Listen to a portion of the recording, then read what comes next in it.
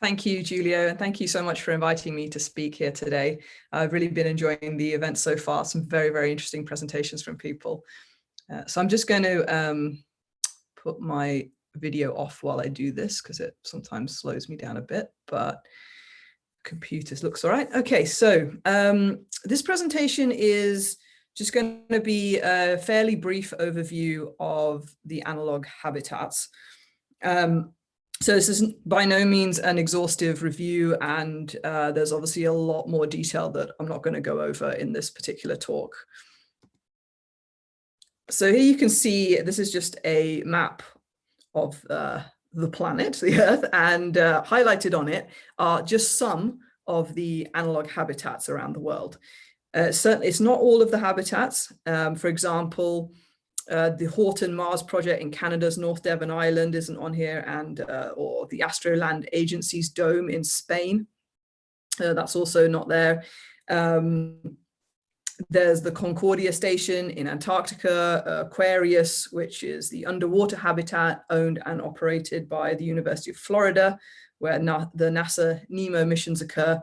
But these are generally like the main habitats that individuals have access to as well and that are quite active at the moment.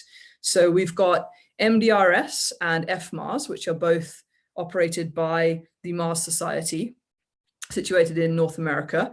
And then we have SAM at Biosphere 2 over here. And I think you saw Kai present on that on Friday, which was really, really interesting to watch. And then we've got High Seas in Hawaii on the Big Island. Habitat Marti, of course, which is currently very active and the only operational Southern Hemisphere habitat. And DMars over here in Israel, which again is also quite unique in that it's really the only Middle Eastern analog habitat. And I've also highlighted the Mars camp here in China, which I'm not actually going to talk about today because, to be honest, I don't know too much about the Chinese analog habitat.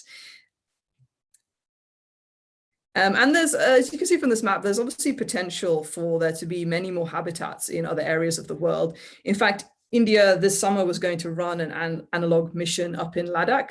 At some point, it's possible that they might even have their own analog habitat there as well.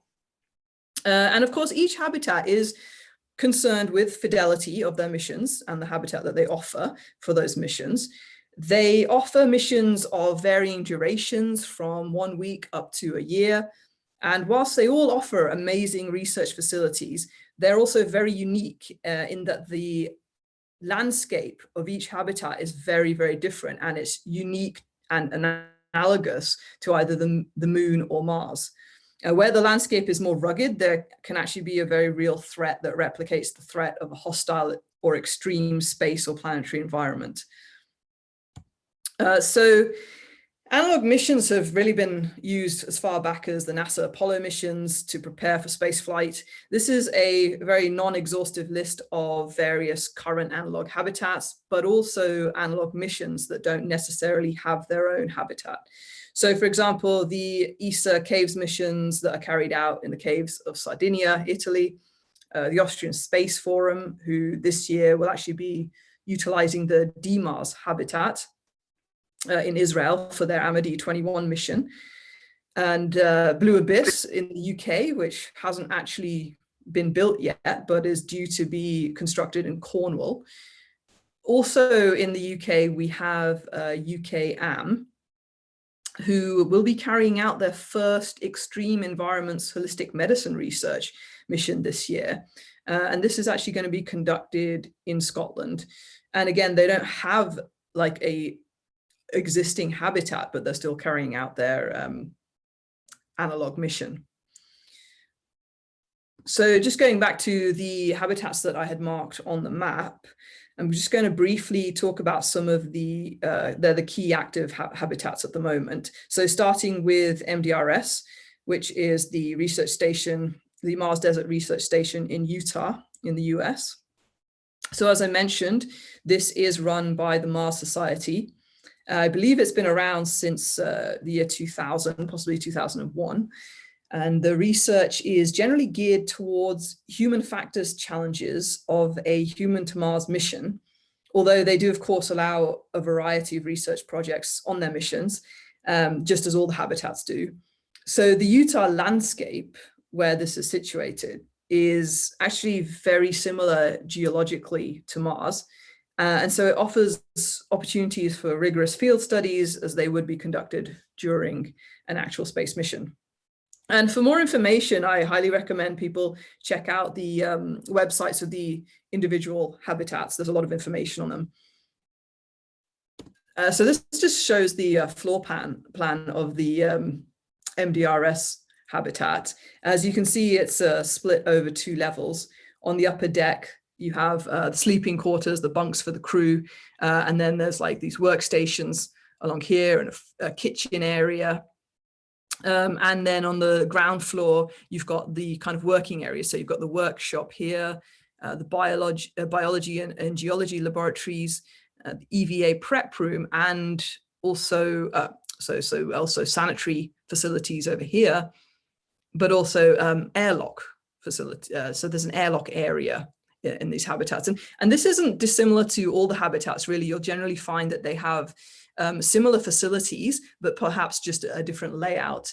And they all utilize things such as airlocks for their transition to an EVA. Again, this is all about kind of the fidelity of the habitat and the mission to try and keep it as realistic as possible to an actual Moon or Mars habitat. And then we have HI-SEAS, which is located on the Big Island of Hawaii. It's an isolated Mars-like site, approximately 8,200 feet above sea level. And the habitat is actually semi-portable and very low impact. So the area of HI-SEAS is around 13,000 cubic feet, with about 12,000 cubic feet for sleeping, for usable area. And that, again, similar to MDRS, it includes sleeping quarters, a kitchen area, lab areas, bathroom facilities, and the simulated airlock, and also what they call a dirty work area. And so the Mars-like geology here is, again, the landscape offers a very Mars-like geology with actually a wide variety of volcanic features to explore, such as lava tubes, skylights, channels, and tumuli. Tumuli, for those who don't know, are pressure ridges which are formed by the upward flow of lava. And so again, HI-SEAS therefore offers something quite unique in this aspect, and that is the volcanic features and geology of the Big Island of Hawaii. So there we have Lunares. Lunares is focused on sustainability studies, EVA research, and human factors, which many of the habitats are, and of course, other research as well. So Lunares is actually a post-military airport hangar in Poland, and it offers full isolation because it actually has an internal EVA area. And again, this is very unique to Lunares, whereas all the other habitats tend to use the landscape that they're situated on for their EVA. Lunares actually uses the hangar area to carry out their EVAs. And again, it has dormitories, kitchens, gyms, sanitary module. In fact, their sanitary module is also quite interesting because they are using grey water. So they have got a sort of a recycling system in place so that they can try and use as much grey water as possible. There's also the biolab, workshop, atrium, and operations areas. This just shows a little sort of diagram of the layout. And so you can see this area here is the hangar where they carry out their EVAs. So it's all internal. They would move through the airlock into this enclosed EVA area here.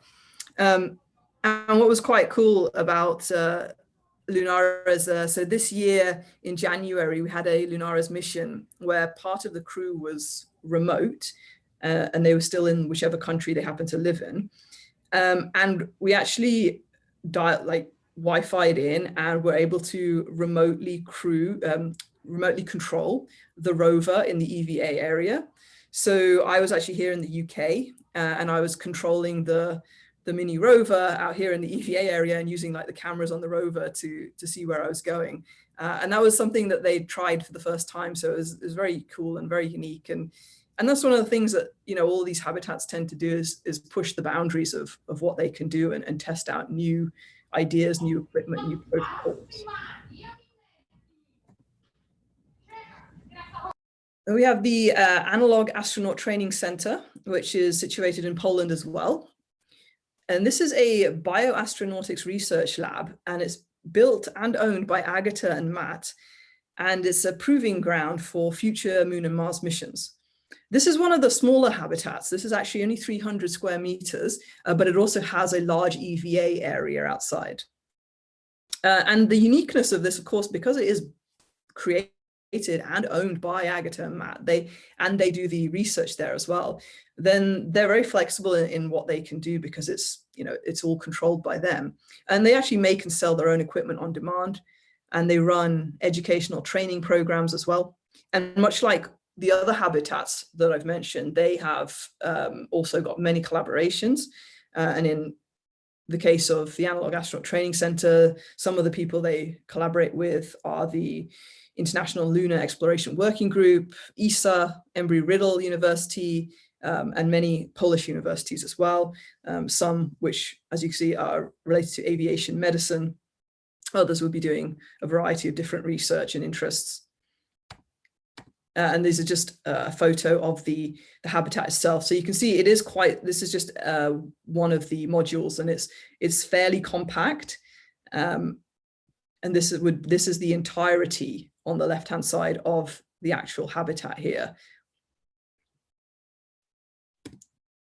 And so this is Sam at Biosphere 2. Now, Kai already presented in detail about Sam on Friday. It was an excellent presentation, so I'm not going to talk too much about Sam here, because I highly encourage, if you haven't seen Kai's presentation, to watch that on YouTube. But SAM is a space analog for the Moon and Mars. It's a high fidelity, hermetically sealed habitat.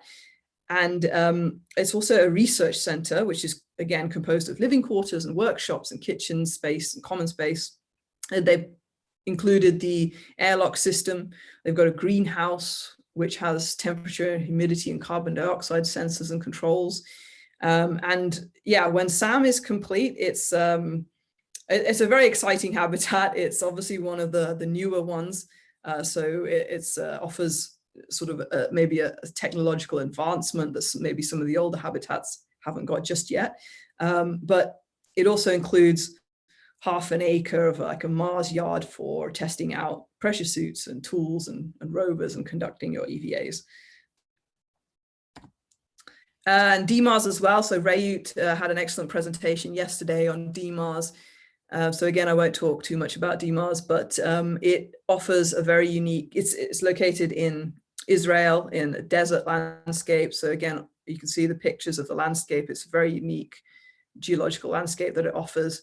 And DMars collaborate again with many people in various fields such as architecture, agriculture, electricity, solar systems, solar powered systems, psychology, human behavior, microbiology, and more. And as you will have seen from Rayut's presentation as well, they've done a lot of work in education as well, which I think is really very good and very unique. And they're also collaborating with the Austrian Space Forum. So the Austrian Space Forum is going to be using DMars habitat to carry out their AMAD 21 mission later on this year. And then finally, we have our very own Habitat Marti, who are of course the organizers of this event. And it is the only operational habitat in the Southern Hemisphere that is just obviously we do have the Concordia Antarctica site, but that's also used for other things. Habitat Marti is really the only unique operating habitat in the Southern Hemisphere. It's located in Rio Grande do Norte, Brazil, and it consists of the main station, greenhouse, engineering center, sanitation, health center, a power station, and a launch center. And Habitat Marti, I think it was a very clever idea last year, offered virtual missions to people during the pandemic. And so that was, I think actually they pioneered those virtual missions last year. And when, you know, it was very difficult to actually carry out a physical mission because of the pandemic, these virtual missions were extremely useful in continuing the research from the actual in-person missions. Their virtual missions are actually still ongoing, and I highly encourage people to participate. So far, there have been 70 plus missions with over 300 participants from more than 20 nationalities, so very diverse. One of the focus of the research areas is agriculture and food production and sustainability, which I think is very, very relevant and very important to research. So yeah, just in summary, really, as you saw, there's a lot of similarities across the habitats in the facilities that they offer, equipment and research possibilities, but they also each offer a unique EVA environment and other unique features. For example, you know, the different landscapes and geologies, the full isolation and internal EVA area of Lunares, the high fidelity environment that's going to be created at SAM at Biosphere 2. And I think there is exciting potential for collaborations between the different habitats as well, and to run like joint missions with communication between the different habitats during these missions. I do believe actually Lunares and High Seas were planning something like this. It's possible, I'm not sure if it did go ahead because of the pandemic, it might have. And I think there's definitely scope for more of those sort of missions. And not only, of course, are analogs used for the scientific research, but they're also used to test out protocols, crew dynamics, equipment. And for the future, as the commercial space sector grows, there's even more potential for habitats to be used for commercial crew training. So I think the relevance and importance of analog missions and habitats is only going to increase in the future. And with the increasing advancements, I suspect that the fidelity of each habitat will also continue to improve. And in fact, the future of Earth analog habitats may also include tests to build replicas of proposed Moon and Mars habitats as well. So it's a very exciting future. And this is just my details, my contact information. If you would like to reach out to me, I am on LinkedIn under my name, Jazz Purewal. If you're interested also in the mission that I carried out last year during the pandemic, this is just the mission patch I created for that. That was a solo analog mission that I conducted in the UK. Because of COVID, I was unable to travel. So I built a very low fidelity geodesic dome in my back garden and conducted a 1-week analog mission, which you can learn more about either through my social media or through the blog on my website. And I also encourage if you are interested in analog missions or are an analog astronaut or want to be an analog astronaut, to join the community, the analog astronaut community here. It's free to join. It is co-created by myself and Dr. Cyan Proctor. So it's created by analog astronauts for the analog community. And you know, we run a conference once every year. We're hoping next year it will be at Biosphere 2. And yeah, I encourage you to participate and join us. Thank you.